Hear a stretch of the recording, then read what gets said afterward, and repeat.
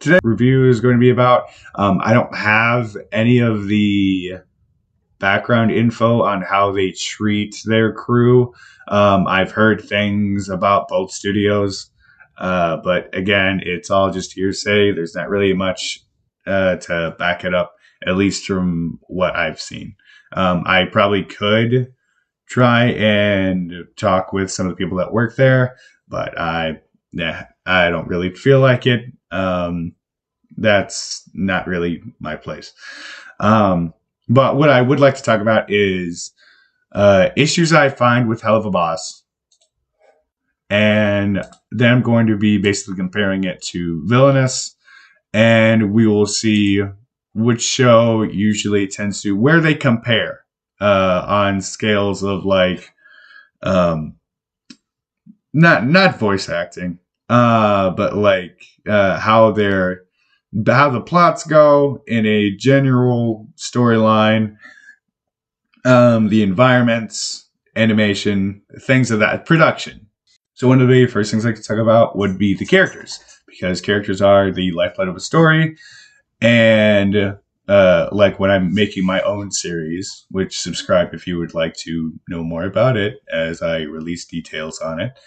I always tend to think of various things on my characters' flaws, what their strengths, their background, and how they would react in a given situation. Like you show me whenever you're creating a story. But when it comes to Villainous and Helluva Boss characters, so they both, funnily enough, have 4 central characters. Now, which show do I think happens to win out? Villainous, I believe, gets a point in this category, more so than Helluva Boss. Because when I look at Villainous and I look at their main cast, I can easily tell their personalities from just how they look. Which, and when you're thinking of character design for a cartoon, that's basically what you want.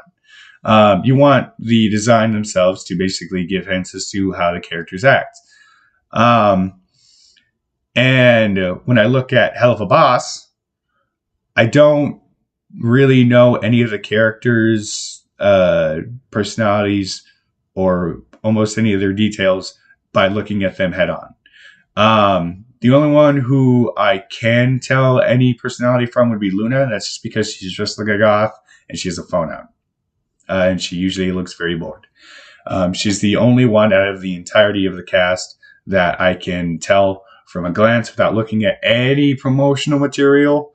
If I'm a new fan, that I can tell their personality. Now, when it comes to Villainous, we have Black Hat. And you can tell basically his entire character design. It tells you exactly everything that goes with him. He's got a cane, he's got a top hat, and he's got the stereotypical old, like 1800s businessman attire. He's got very sharp teeth, and he's also got black skin. So you can easily tell several characteristics that flesh him out from the rest of the group, such as he's probably really old-timey, probably is evil by the fact he has very sharp teeth, and he's probably a businessman just from all the stuff he's wearing. He's also probably not human by the fact his skin is black, and the rest of the crew, if they are human, they tend to look human. And then we have Dr. Flug, who basically, he looks like your stereotypical nerd, nerdy scientist. He's got the lab coat, got the glasses, and then another bit of character appeal you can probably tell would probably be that he's shy, I guess. But that's just because of the bag that he wears over his head. Or you can tell that he's insecure, or you can guess as to why he wears the bag. But he also has character traits that basically explain why he might want to wear the bag. And then when we look at like 505, he's giant teddy bear. soft, cute. He's got a flower growing out of his head, and he's blue. So you can tell quite a few things about his character. That he's probably not, either he's some sort of like alien, or that he's some sort of experiment, from the fact that, he's got a flower and he's blue. But then you can also tell his personality by the fact that he just looks soft, and he has he has no sharp edges to him at all. He's basically all round, or ovalish. So he's not very threatening. And that's basically how he is in the show.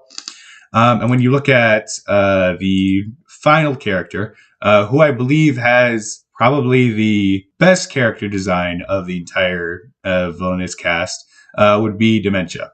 Now, that is because she has a punk rocker type of aesthetic to her. So you can basically tell that she's probably kind of rebellious. Her eye she has one eye that's slightly bigger than the other, and then she's also got the bracelet around her leg. So that also tells you that she's probably insane, which she is.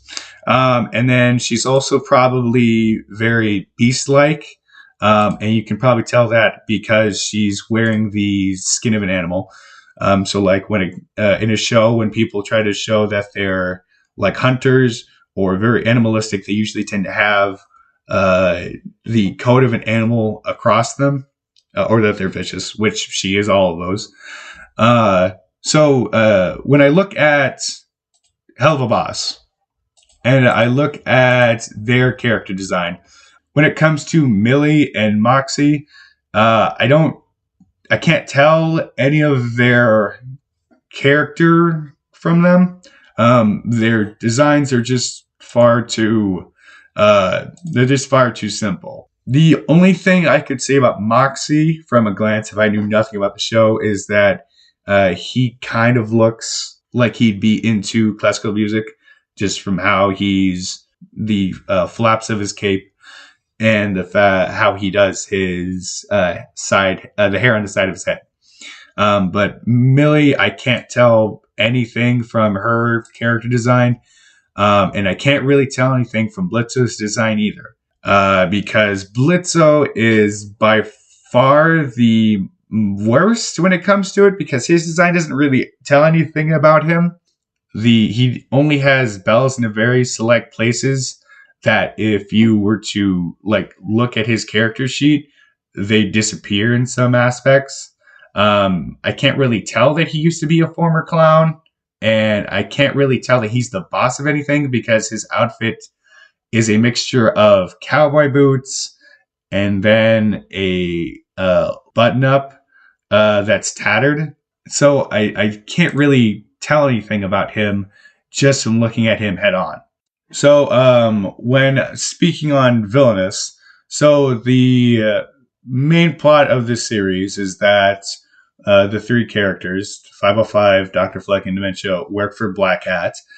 And the thing about Black Hat is that he doesn't really show up in the show too often. He basically shows up within an episode every couple minutes or so to basically threaten the group and explain what he wants done for the day.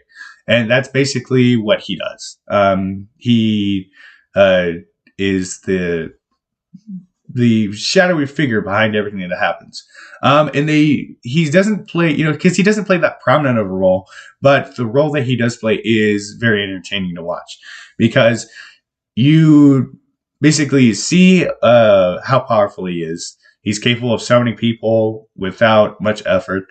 He doesn't really have to deal with any sort of issues. No one's basically able to touch him because of how powerful he is. He's never been defeated in an episode. He was, I guess, somewhat defeated in the shorts, but the show does a really good job of establishing that he is the big bad of big bads, and that anyone that tries to go after him basically is going to fail. And they always do in the end. And his personality is that he's usually pretty angry, which, I mean, he's evil, so yeah, it makes sense.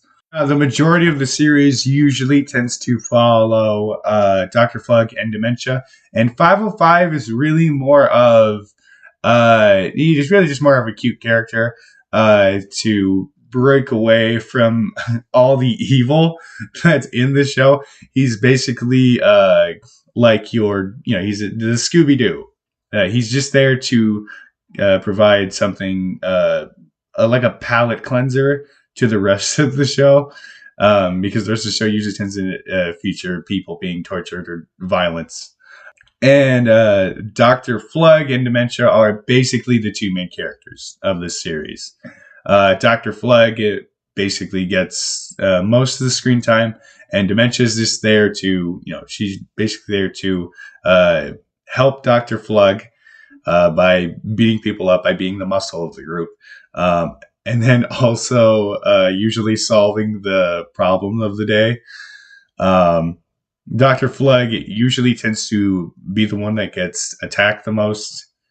And he's usually the one who, if dementia can't solve it, then he'll try to solve it, but usually he ends up just failing.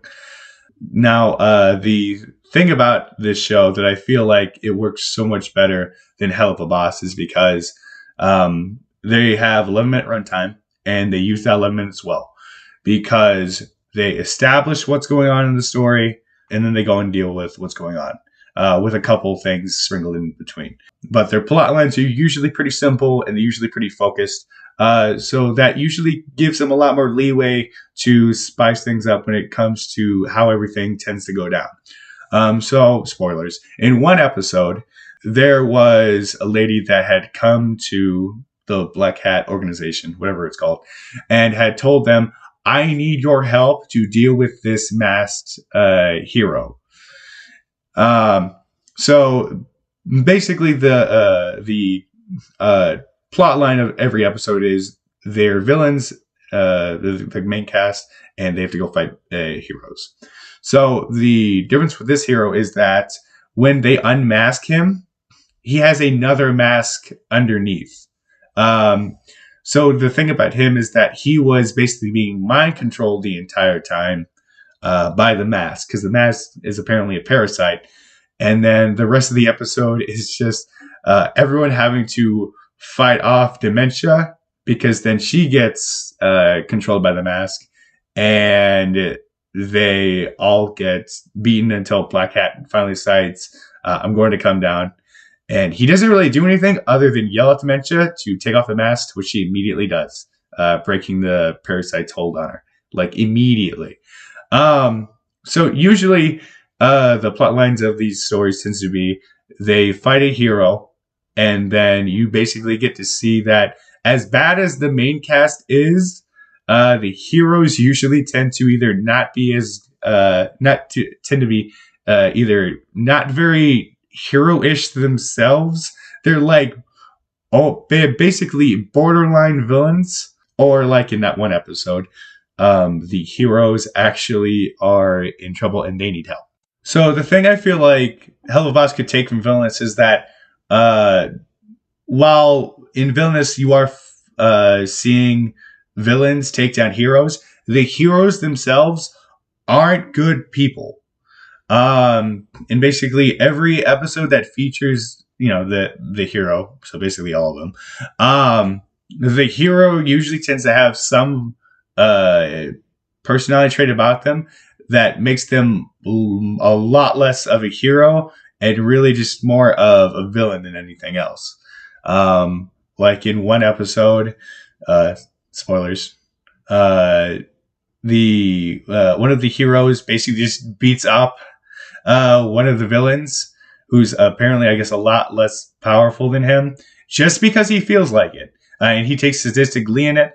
One guy is going to destroy a house that houses orphans, ghost kids, orphans. I don't know what they are. Just because he feels like it. And then the mask episode, where the hero is being controlled by Parasite, and then one of the last episodes where the hero is basically controlling a bunch of other heroes and villains with mind control. So whenever you see the villains go after people in Villainous, it feels good because they're not really much of heroes. They usually have some sort of like awful component about them that makes you happy that they're being hunted down by the Black Hat organization. But when it comes to Helluva Boss, now it tends to be a lot more tricky. So the issue with Helluva Boss is that a lot of the time uh, they tend to go after targets, and only half the time do they really deserve to, for the cast to go after them. So in with Cherubs, they ended up getting an entire audience of people that were just innocent killed just for no reason other than the fact that they couldn't kill their target until right then for some reason.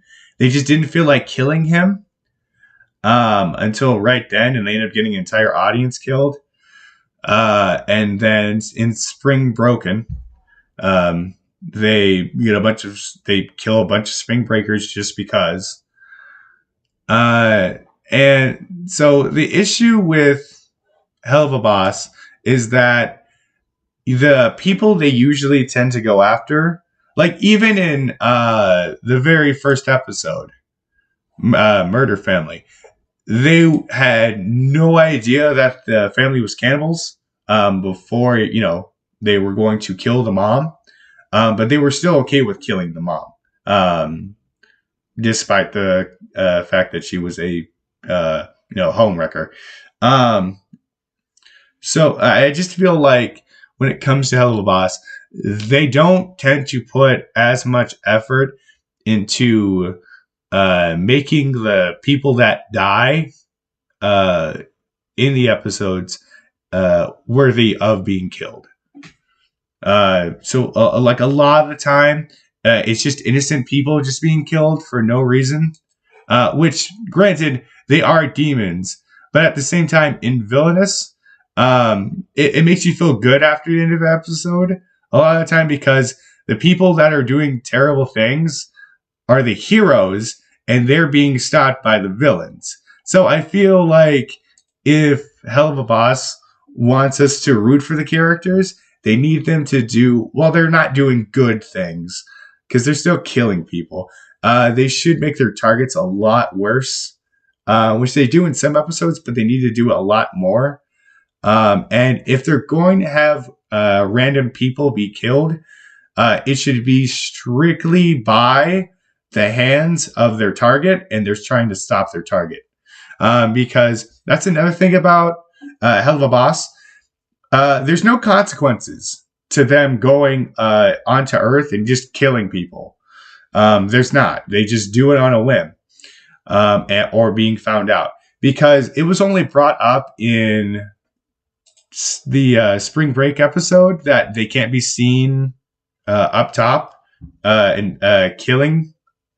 And apparently that there's rules in hell because all the rules that are part of the Helluva Boss world usually tend to get broken into usually tend to be broken in episodes either after or before. Actually, a lot of the time it's actually both. So rules tend to be told to a character, they follow it for maybe that episode, and then right after that it's thrown out the window. There's almost no continuity when it comes to the world building of this world, other than the fact that there's 7 layers of hell and they're each different. That's usually about it. The environments can look. One of the main issues that Helluva Boss tends to have when it comes to their backgrounds is the environments. Not the environments themselves, but really has to deal with more of the colors. Because if it's anywhere near the office of Helluva Boss, it's going to be just terrible because it's just a red sky with very boring gray buildings. But if it's at pretty much any other location other than the Imp offices or Imp City, the background design usually tends to get much better. The only exception I would say to that would be in Truth Seekers. Now, Truth Seekers, I believe, has the worst background design of the entirety of the show.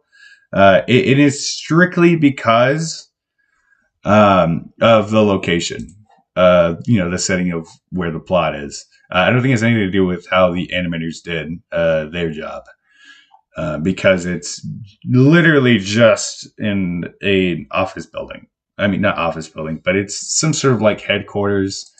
And a lot of the episode basically just takes place in two of the characters' mind. So I guess they didn't really feel like they needed to put as much effort in when it comes to the background design for this one, especially with that overly long fight scene, of which I have a lot of issues with.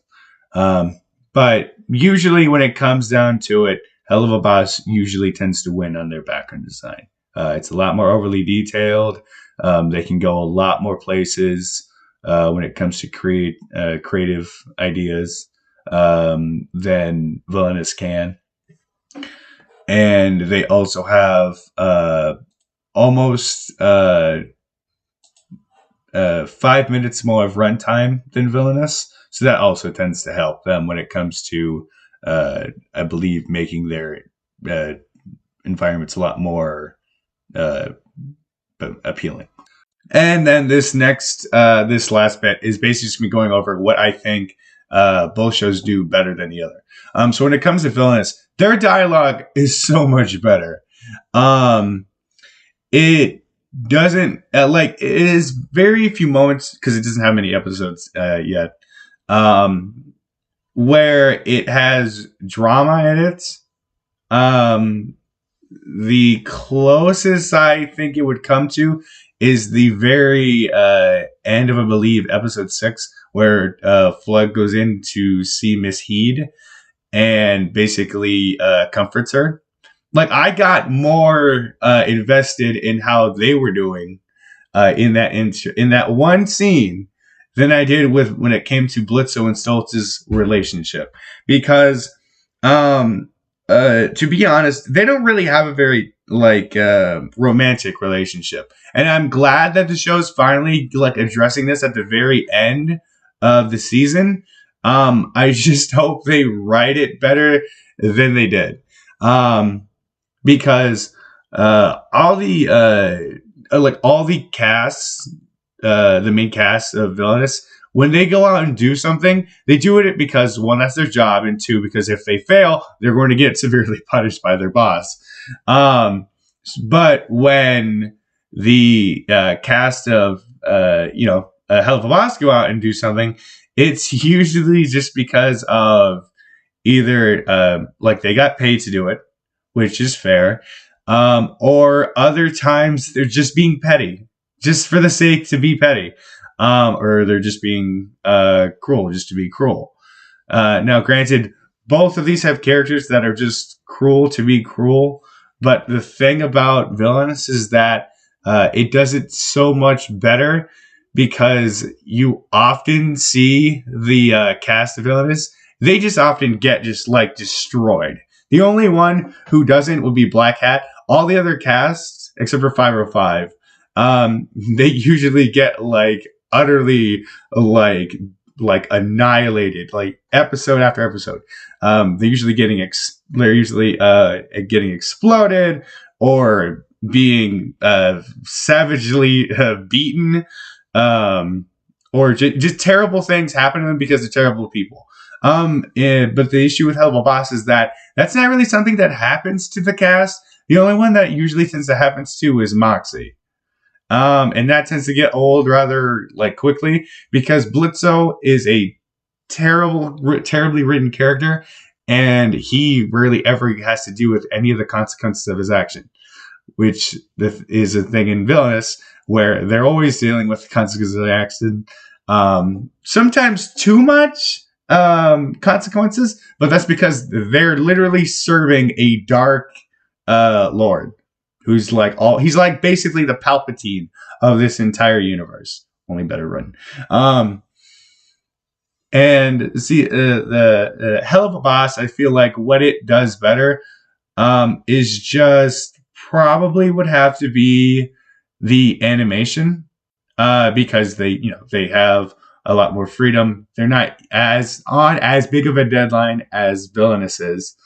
Um, so they have a lot more. They have a lot more to time to like add weight here, add a little twirl there, make characters do really interesting things.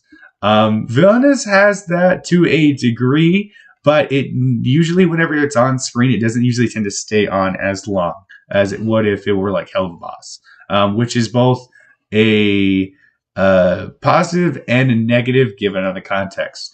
Like in the episode where Moxie and Millie basically get into a fight in their heads against each other, which is odd premise. The fight scene at the end of that episode was so long, it literally felt like it was a waste. It felt like literally almost half the episode was just that fight scene. That's how long that episode was. But whenever they have a fight scene, usually they tend to make it a lot more dynamic. They usually tend to have a bunch of people come out of nowhere, or they make the characters use whatever interesting traits about them very well. And they don't usually tend to outstay their welcome, although I would like to see more action from the show as a whole, a lot more longer action set pieces.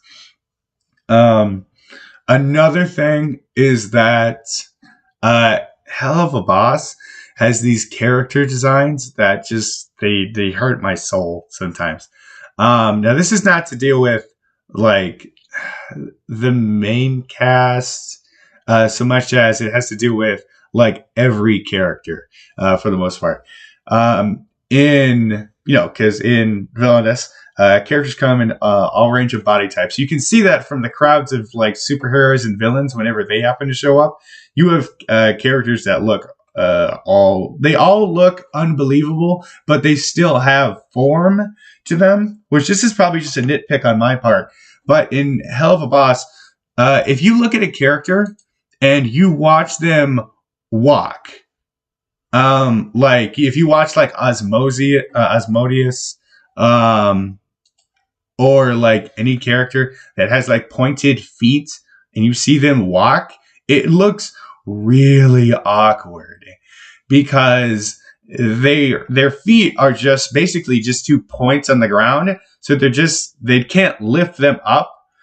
So they kind of just have to worm their way basically across the screen. So the walk cycles in Helluva Boss usually tend to be a lot worse than they are in Villainous. In Villainous, if I see like I saw Dementia, if I saw her scuttle across the floor, you can literally see you can see her scuttle.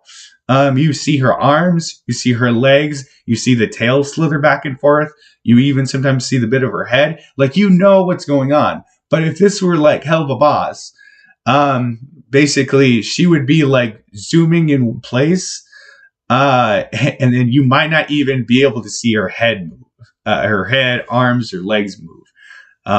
So they tend to, if the animation tends to get a little difficult, they tend to cheapen out and just go for the easier route than actually worrying about, maybe this character doesn't need to have pointed legs or a body that can't hold them, or like no neck except for like this tiny little piece of like 2 lines that would just if they were an actual character, their heads would like slump over. I believe that the characters in Villainous are alive to a degree, except for 5x5. I don't get the same feeling when I watch Helluva Boss. They usually tend to just look like a bunch of very pretty beautifully dressed sticks for the most part. Even big characters, like Osmodeus, who's like the biggest I've seen so far. He's still just like a very top heavy, very angular character that doesn't really seem like his body is like made to like be a living character. But I will say that the effects in Helluva Boss are usually much better than they are in Villainous. So like whenever like any sort of like gas comes in, or a character's maybe something's exploding, or something a portal gets ripped open somewhere, or any sort of like magical ability happens. Unless it has anything to do with Black Hat, it's usually much better in Helluva Boss than it is in Villainous. And that's basically all I have to say. I would say that if you could combine both of these shows, like the good and bad of both of these shows, you would get the oh my lord, that show would be something I would be probably addicted to. But I still think that overall, Villainous is a much better show than Helluva Boss. Maybe not in the production, but just in the terms of just the writing. Uh, Villainous has much better writing and characters, and Helluva Boss has much better animation and art behind it. But yeah, that's how I feel about both of these shows. They both have strengths and weaknesses. I just feel like Villainous is probably a show I'd be a lot more invested in as soon as they have the English dub out. That's all I have to say.